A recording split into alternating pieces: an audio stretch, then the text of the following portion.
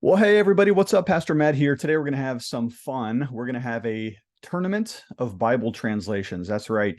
Let me just explain a little bit here. Some of you love watching sports, you love playoffs, you love tournaments. I was a wrestler in my middle school and high school years, as well as coaching for some time. Loved participating in wrestling, and there's nothing better than setting up an old 16-man bracket and going at it until there's a true champion at the end of the day. And so what I thought I would do is set up the major translations of the Bible in some sort of a tournament here, and then we'll talk about which one is the best. Along the way, of course, you'll probably disagree with me. There will be some decisions that I make that you don't like.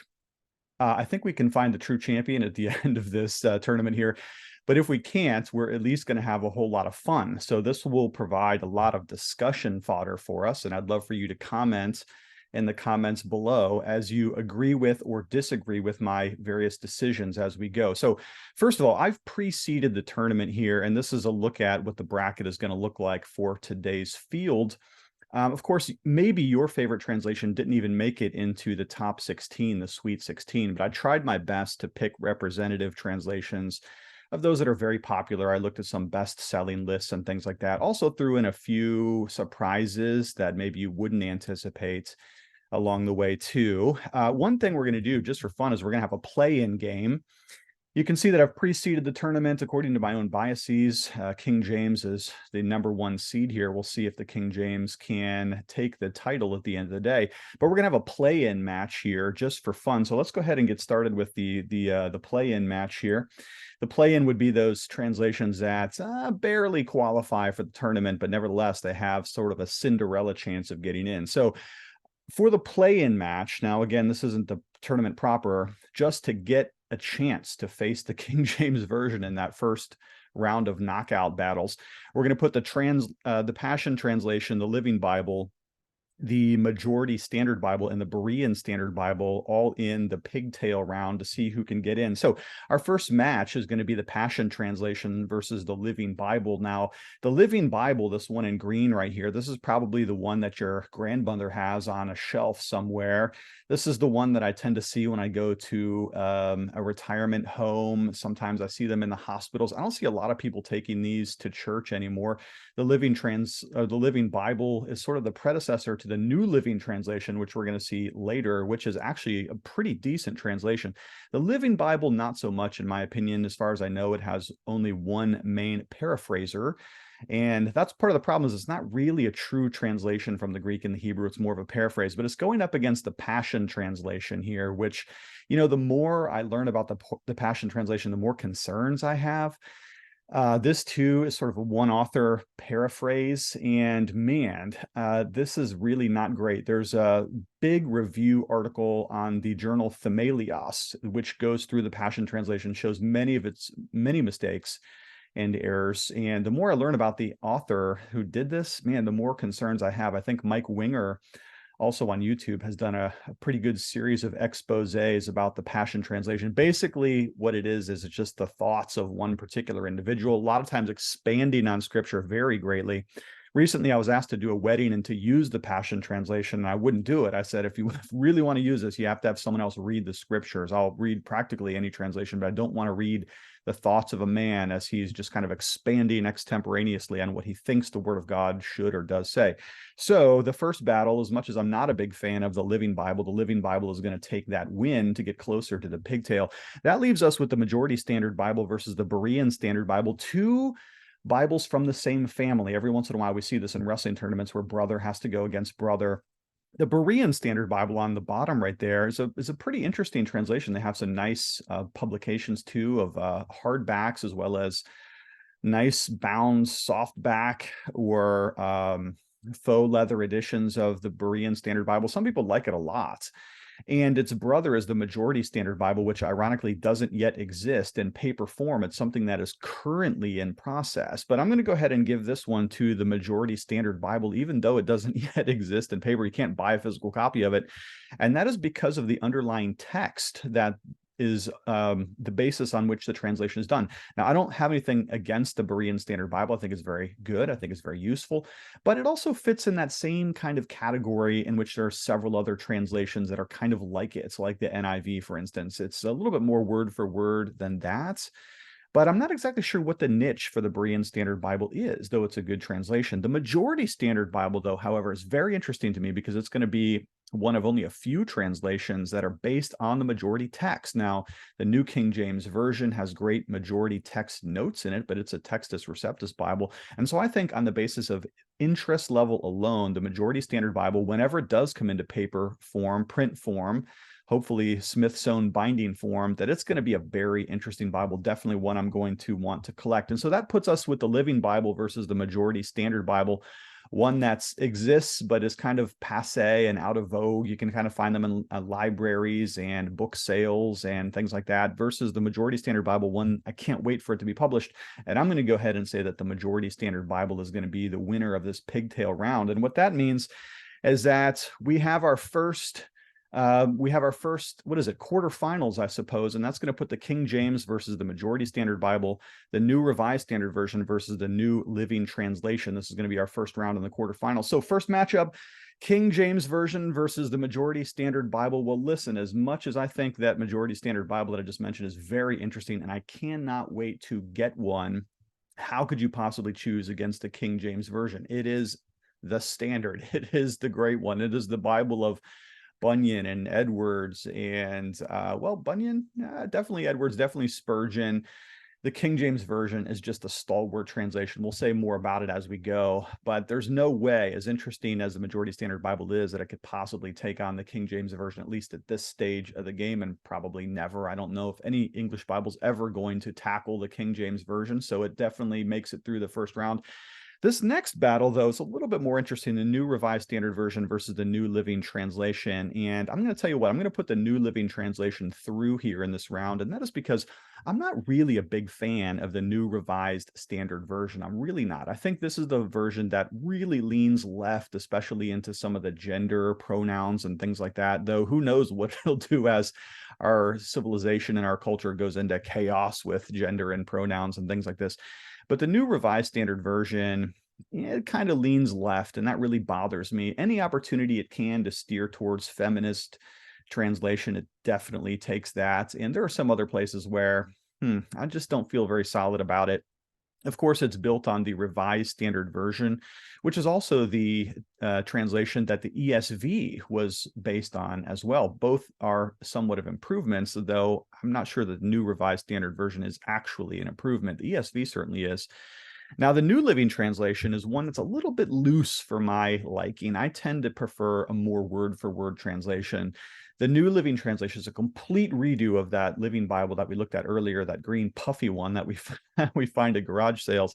The New Living Translation is a pretty good translation, though. In fact, I had at least one professor who worked on this translation, and though it is a little bit more paraphrastic in some places than I like, they really did strive for accuracy with the Greek and the Hebrew. They just have more of that sort of dynamic equivalent model of translation versus the word-for-word precision, which I personally prefer in my translation. So in this case, though, it's not really a close battle. I don't really like the New Revised Standard Version, though it's preferred in many of the mainline seminaries. If you go to a mainline seminary or a mainline denomination, you're probably going to see it in the pews. If you go to a PCUSA church, which I don't recommend, you might see the New Revised Standard Version there. You probably will. Same thing, too, with like the Episcopal Church. You're going to see it in their pews. You're probably going to see it in the pews of a UCC church. Again, I don't recommend it. But that, for me, puts the New Living Translation through in the quarterfinals. And that means we have a matchup of a very literal word-for-word translation, though somewhat archaic in its renderings, the King James Version versus the New Living Translation. And again here, nobody is putting up much of a fight against the King James Version, at least at this point. The New Living Translation just can't stand up to the legacy of the King James Version. Though before we dispatch with the New Living Translation, I will say this, have it as an auxiliary translation. Don't use it as your main. I wouldn't use it as a preaching translation because I tend to really want to exegete the text as much as I can. But I do think the New Living Translation would be a good backup translation just to get a little bit of that nuance for some of the ways that a phrase or a text could be rendered that might bring a little bit of insight into your mind. So the New Living Translation isn't bad, but there's just no way it's going to stand up to the King James Version. Now let's go to our next set of quarterfinals here. Man, this is so fun. I love tournaments. The 1599 Geneva Bible versus the Amplified Bible, and we'll have the Modern English Version versus the New American Standard Bible here. Well, let's talk about this first matchup. The Amplified Bible is an interesting one. I kind of put it in the same category as I do the New Living Translation, although the New Living Translation is a real translation. An amplified version works different than that. An amplified version is not at all the word-for-word translation, but it takes a Greek word and it really expands it. It's kind of like takes it apart. Have you ever seen an exploding diagram of a machine or something like that, where they show how all the pieces come out? Amplified version does that with the Greek and the Hebrew words. So instead of saying, like, just translating agape as love, it'll say, for God's, I'm just making this up, this is not a quote, God so loved the world covenantally, faithfully, with his steadfast affection, or something like that. It takes the word love or any word and it just kind of breaks it into more pieces. And therefore the lines are usually much longer than they would be if you were to actually translate them word for word. The 1599 Geneva Bible is awesome. It is before the King James Version, of course, because King James is 1611.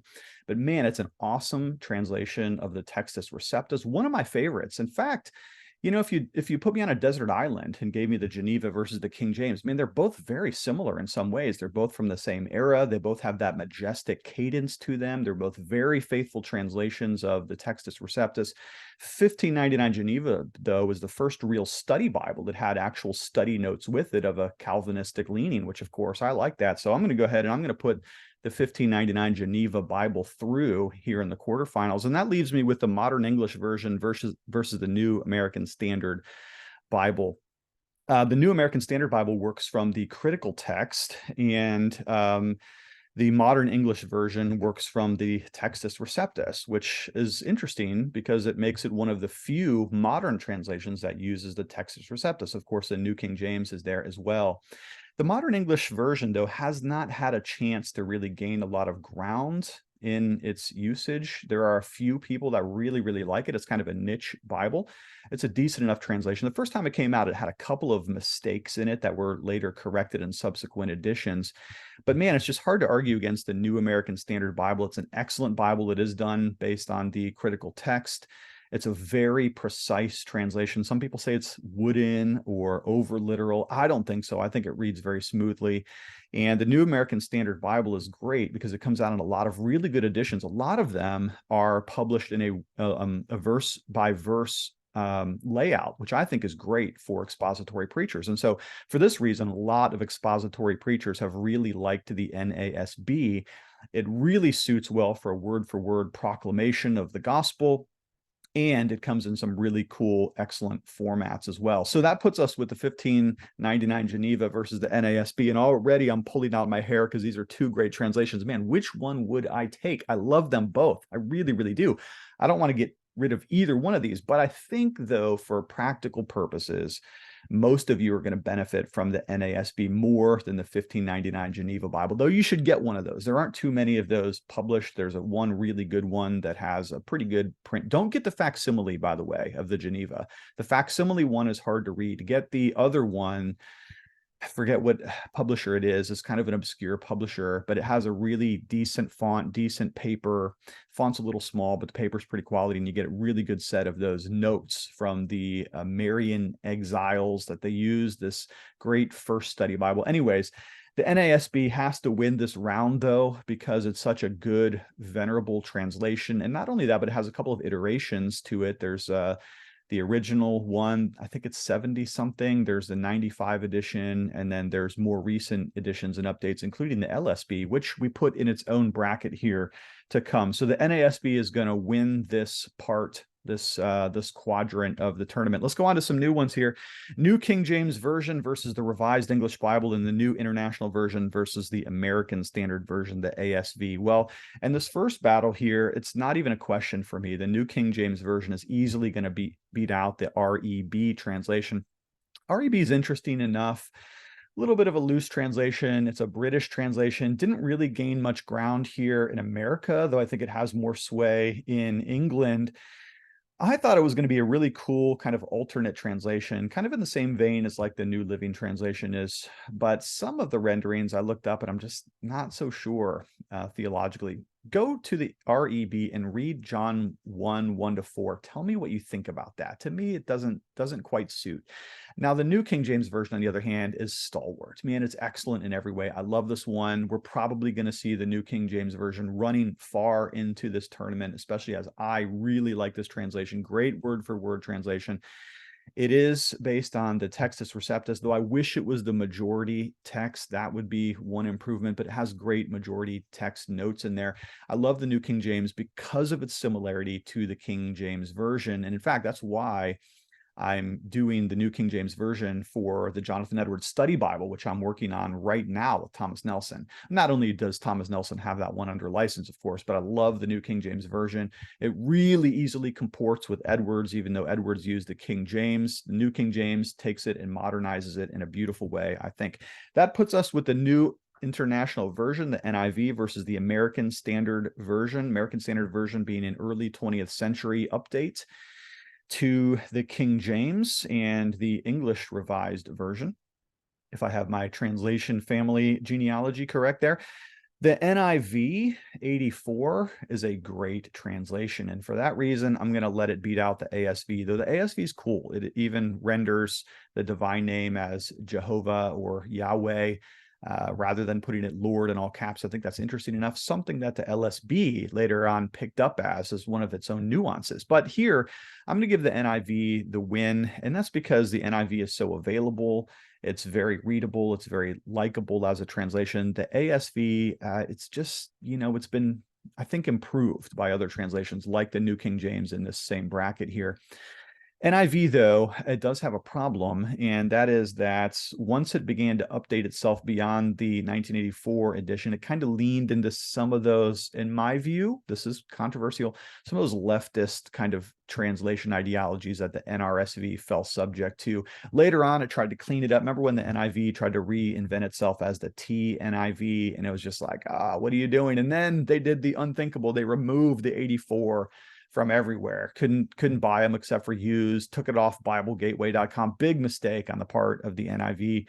But I guess they're beyond the controversy now, and some people have it based on brand name recognition alone. But for me, as far as translation accuracy, the New King James Version is easily going to beat out the NIV here. Now, notice too, we have a battle of underlying texts. We have the Textus Receptus with the New King James Version versus the critical text of the NIV.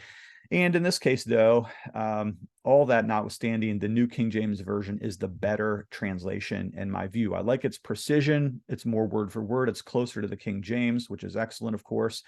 And I love the translation notes. It has all those little nuances between the TR, the majority text, and the critical text. So New King James easily defeats the NIV. Let's take some new Bibles here. We've got the Legacy Standard Bible versus the Christian Standard Bible, and the Message versus the ESV. This is going to complete our quarterfinal rounds here.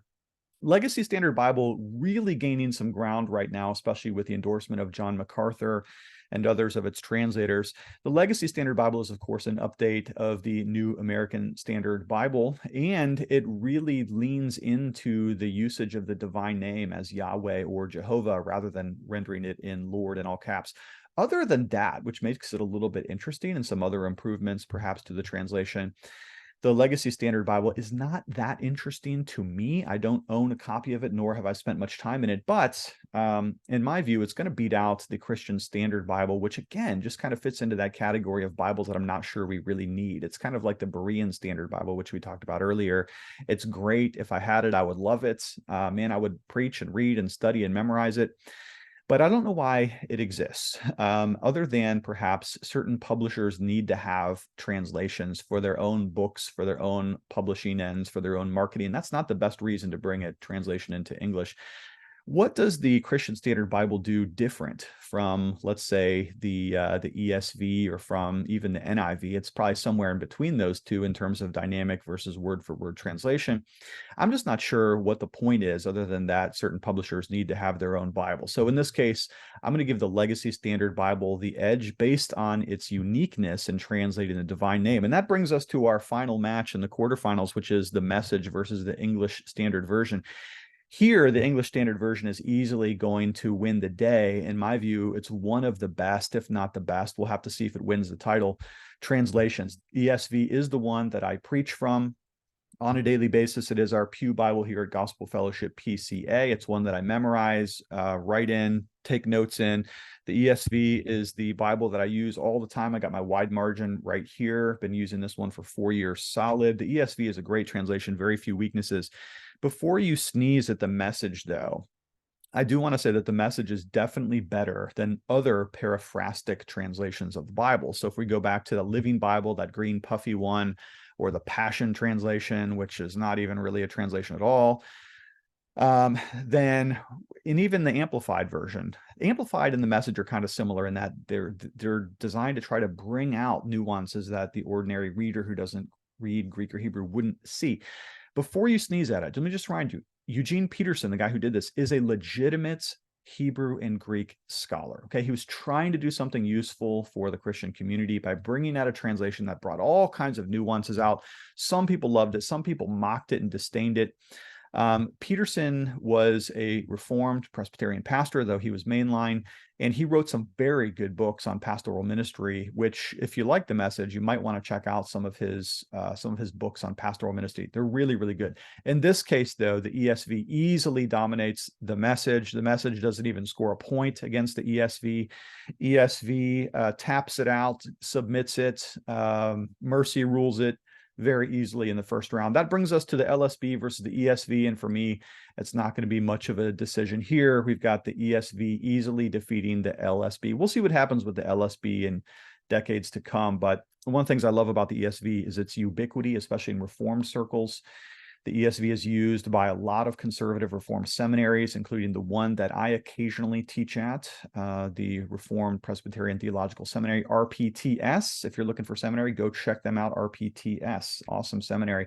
Okay, so let's do a little bit of a bracket review here. We're getting down close now, aren't we, to the finals. We've done the quarterfinals and we've done the semis, and that's going to bring us to these 4 Bibles left in the tournament: the King James Version, the New American Standard, the New King James, and the English Standard Version. You can see where the rounds are. You can see the knockout rounds, how we got to this place so far.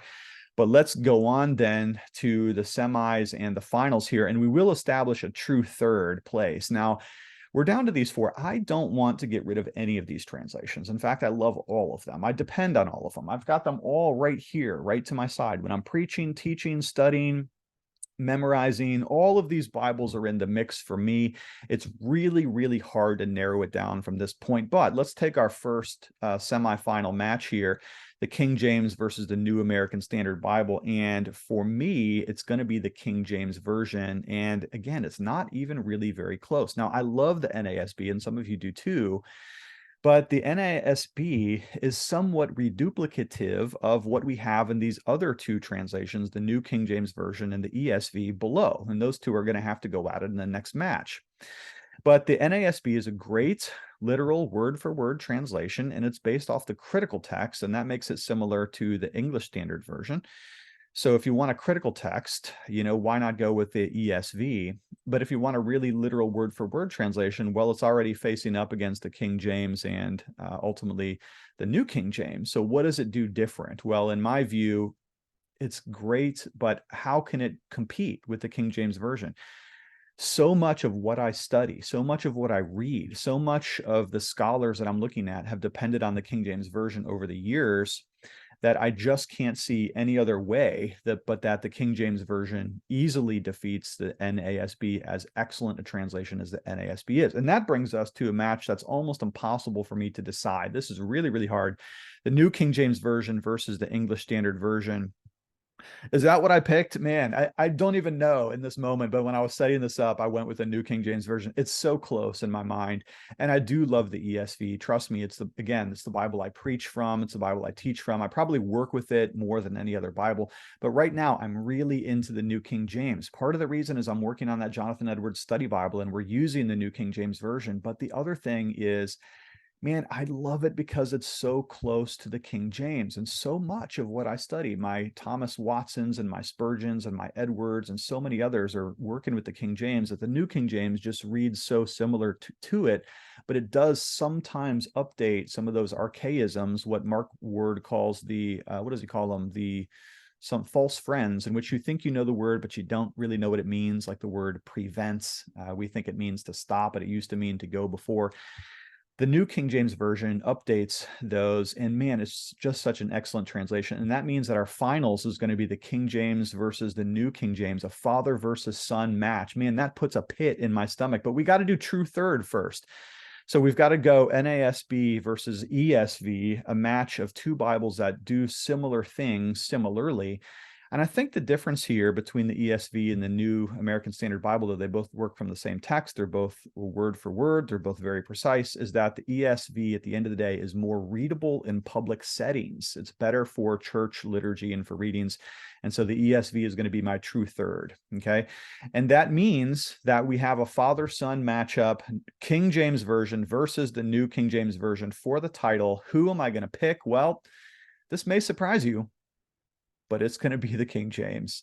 And again, it has to do with legacy. It has to do with familiarity. It has to do with ubiquity. It's just hard to argue against a translation that has meant so much to so many people for so many years.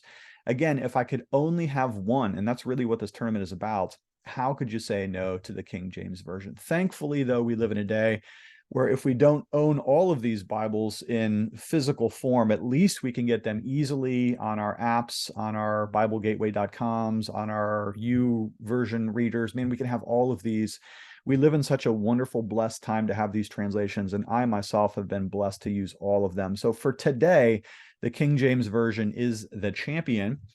If you agree with me, great. If not, tell me why I'm wrong, but that's what I came up with today. By the way, I just want to mention this cool shirt, my Read Fahrenheit 451 shirt. It's part of my Summer Dystopia series. I'm going to post a link in the description below to get all of my shirts. I got my 1984 shirt. I got my Animal Farm shirt. I got my Harrison Bergeron shirt, all really, really cool stuff. Check those out in the link in the description below. Thank you so much for checking in. I do love you lots, and we'll talk to you later.